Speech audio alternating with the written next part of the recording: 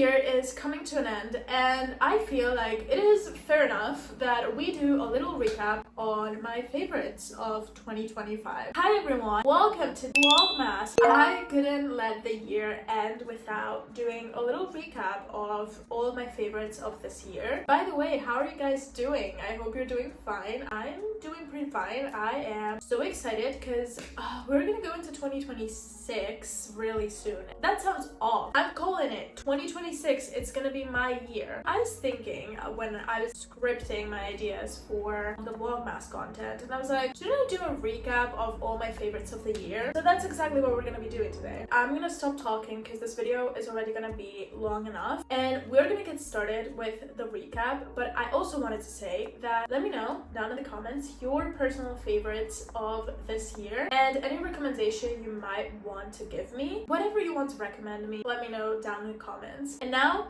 let's get started. So the first category is entertainment and media. Favorite album. Is anyone going to be surprised if I say Our Chapter Together and No Labels? No, but jokes aside, it's not because it's TXT. They genuinely release music that I always like, and it's not in like a biased way, in like they're TXT, whatever they release I'm gonna like it. They genuinely make music that I wholeheartedly enjoy. The Star Chapter Together might be one of my favorite albums by them. The solos were so good. I've been waiting since they started for them to have solos. I feel like my favorite Ghost Girl, but listen, take my half. I kid you not, that was my most played Spotify song for like so long. Since the album came out, it had been on repeat every single time. And Song of the Stars, Jesus Christ, listen, if I already had a bad time crying with Blue Spring, you cannot imagine the visceral reaction that I got when I heard Song of the Stars. I was like, yeah, fuck this, I'm not doing this,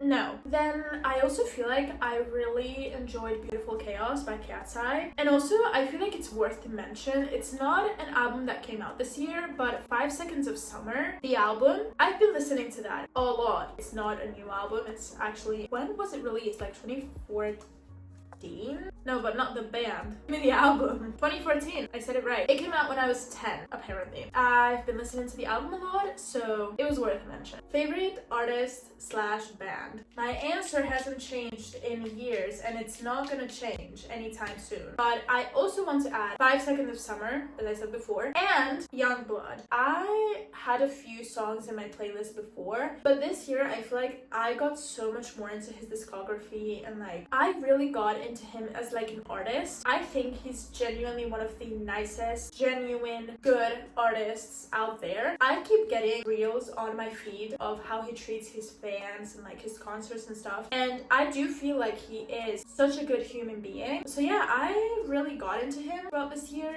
and I wish I could go see him on tour, so hopefully that will happen soon. Favorite song you couldn't stop listening. Ghost Girl, as I said before, by Yeonjun. Take My Half by Bongyu, and then Beside You by 5 Seconds of Summer, and Strawberry Lipstick by Youngblood. Favorite TV show. Listen, I'm not a big girl in like TV shows. I don't really watch Netflix or anything like that. If I watch anything, I'm watching YouTube, but I have watched You. I didn't finish it. I started season 3 and I stopped, but that's because I accidentally spoiled myself of everything that happens throughout the show through TikTok edits.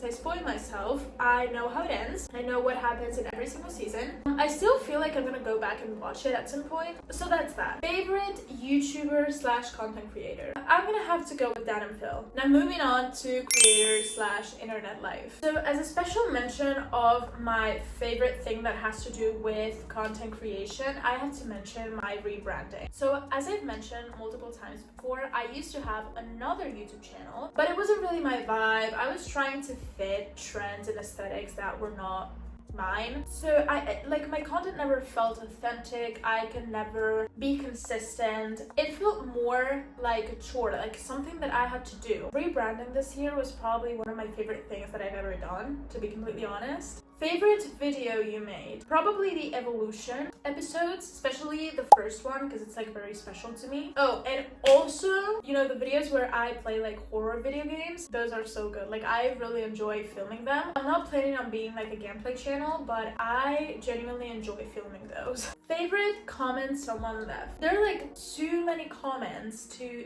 even mention one, so I'm gonna leave like a few here.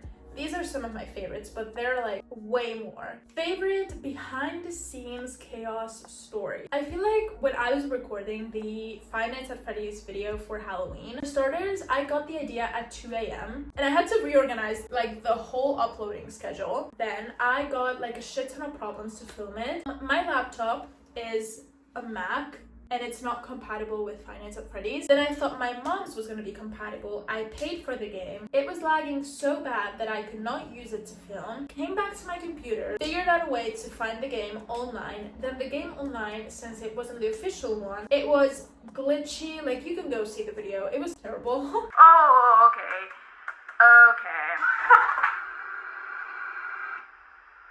But then when I was editing, apparently part of what I had screen recorded wasn't working. The videos from my phone were not like airdropping to my laptop. It was terrible. It was like the fucking video was haunted by the animatronics themselves. Listen, it worked out. And actually people really seemed to enjoy that video. That's why I did like a part 2 and everything. Now moving on to personal growth and memory lane. Favorite memory? The TXT concert. That was probably the best day of the entire year, probably the best day of my entire life. I had been waiting for that moment for like, what, 6 years? It was so surreal. I had so much fun. Yeah, it was so good. And also my first time at the studio, which, as I said, is in like Evolution episode 1. So yeah, favorite thing you've accomplished? Putting myself out there. As confident as I may seem, it was unthinkable for me to post dancing covers and like singing covers and stuff. I feel like I posted one dancing video by the end of 2024, but this year I was like, fuck this, I'm gonna be posting dancing and singing, and I'm just gonna do whatever the fuck I want, because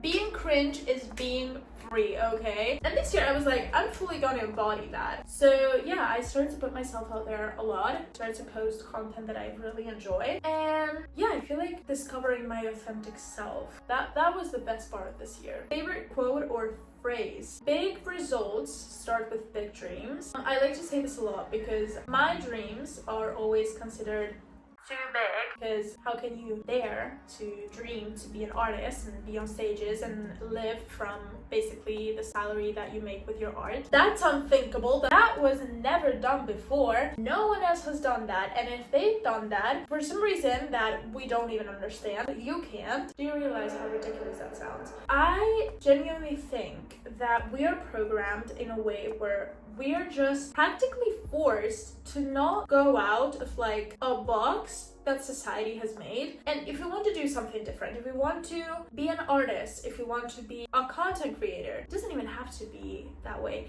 Let's say, for example, if everyone in your family is a lawyer and you want to be a doctor and they're not supportive, because how are you gonna be a doctor when everyone in your family are lawyers? Listen, that is also a big dream, and you don't get big results without daring to dream big first. I feel like that's something that I've been telling myself a lot, because of course, doing YouTube, posting myself out there, it's like a leap of faith. I'm like, okay, I'm doing this, and I genuinely have the conviction that it's gonna work out. I never call it being delusional. I can make jokes about it, but deep down, I would never call it delusional. I don't feel like dreaming big is being delusional. It's having a vision, and if you work hard enough on it, it's gonna happen. You will not get big results unless you dream big first. And also something that I say a lot is dare to be yourself, because we're all gonna turn into dust anyways, so might as well be happy before that happens. I kid you not, I try to live by this. I'm like, you know what? If we're just gonna die, we are gonna be dust. We're all gonna go to the same place. Why should I care if user 5378 doesn't like me? Why should I care if people back in my hometown think that I'm ridiculous posting content on YouTube? Why should I care that My aunt, who I see once every 5 years, thinks that I am delusional for wanting to be an artist. Who the fuck cares? I am happy posting videos. I'm happy working on my art. I'm happy, you know, putting myself out there and entertaining people. So what? I mean, the people who hate me, the people who love me, I, myself, we're all gonna be dust. At least I'm happy before I'm dust. So that's that.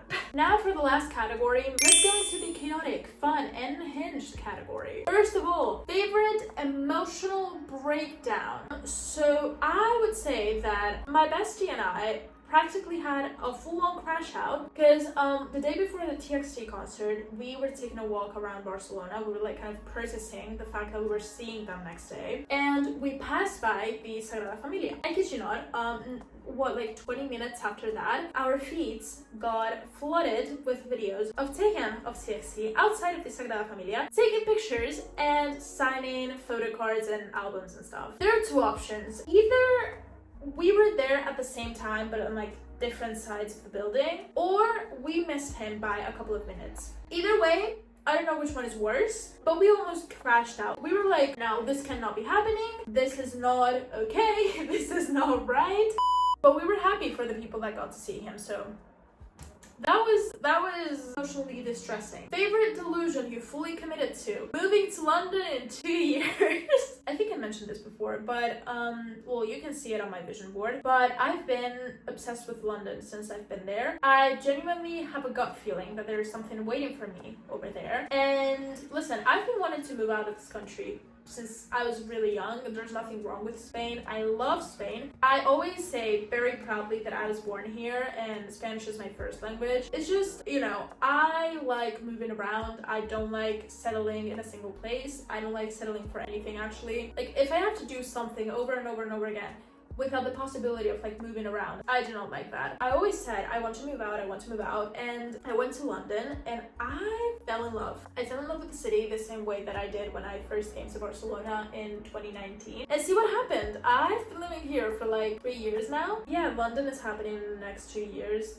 I know it, I don't know how, but it's gonna happen. As I said, I wrote favorite delusion, but in my head it's not a delusion. It's like, okay, I'm moving in 2 years, that's it. And lastly, favorite feral moment you don't regret? Going back to the dark hair. I swore for years that I was gonna stay blonde. I first went blonde when I was like 16, 17, like back in 2020, 2021. And I was like, yeah, this is it. I am staying blonde forever.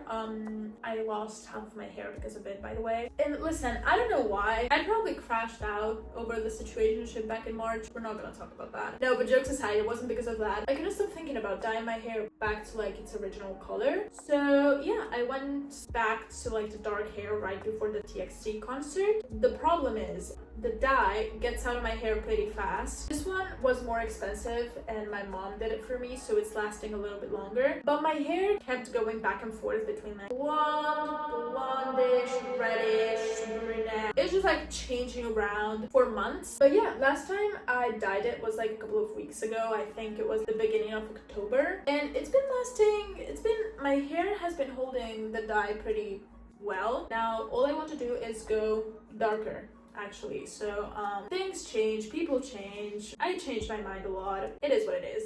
Hey guys, so this was today's video. I hope you enjoyed. I hope you had fun. And as I said before, let me know down below in the comments your favorites of this year and if you have any recommendations for me, because I would love to read all of you. Remember to subscribe and stick around to find out the rest of the videos for Vlogmas and everything that I have planned for 2026. Which, listen, there's like a lot of things coming, so stay tuned for that. I see you guys in the next video. Bye.